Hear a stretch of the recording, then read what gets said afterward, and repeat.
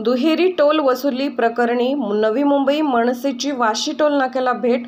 दुहेरी टोल वसुली प्रकरणी नवी मुंबई मनसेने वाशी टोल नाक्यावर धडक दिली आहे। फास्टॅगमध्ये पैसे असतानाही स्कॅन न झाल्याने रोख रकमेची मागणी केली जाते व काही वेळानंतर फास्टॅगमधून देखील पैसे कट होतात। अशा प्रकारे दुप्पट टोल आकारला जात आहे। त्यामुळे नागरिकांची अशा प्रकारची फसवणूक होऊ नये यासाठी मनसेच्या शिष्टमंडळाने आज वाशी टोल नाक्यावर जाऊन संबंधित प्रकार निदर्शनास आणून दिला आहे।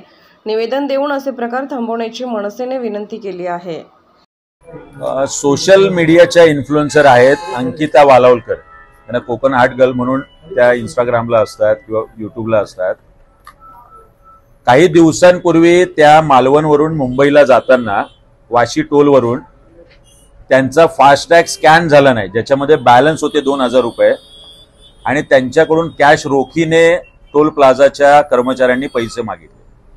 पैसे दिल्यानंतर पुढच्या 2 तासांनी मुंबईत गेल्यानंतर फास्टॅगच्या अकाउंटमधून सुद्धा त्यांचे 45 रुपये डिडक्ट झाले। मला वाटतं हे दुहेरी टोल आकारणं हा प्रकार या माध्यमातून समोर आलेला आहे। ही आर्थिक फसवणूक आहे ग्राहकांची, नागरिकांची। ती गोष्ट अमित साहेब ठाकरे यांनी काल मला फोन करून लक्षात आणून दिली आणि आज मनसे नवी मुंबईच्या माध्यमातून त्याचं एक निवेदन आम्ही दिलंय।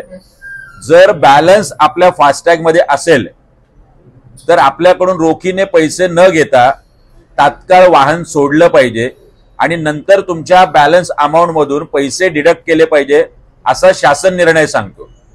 तरी सुद्धा रोखीने पण पैसे घ्यायचे आणि त्याच्यानंतर बॅलन्स मधून पण फास्टॅग मधून डिडक्ट करायचं, अशा पद्धतीचा भ्रष्टाचार आणि आर्थिक लूट वाशी टोल नाकाच नव्हे सगळ्या टोल नाक्यावर सुरू आहे। ही गोष्ट आता आम्ही त्यांच्या लक्षात आणून दिली। त्याच्या शासन निर्णयाचं माहिती फलक आपण टोलवरती लावावं आणि आपल्या सगळ्या कर्मचाऱ्यांच्या हे लक्षात आणून द्यावं।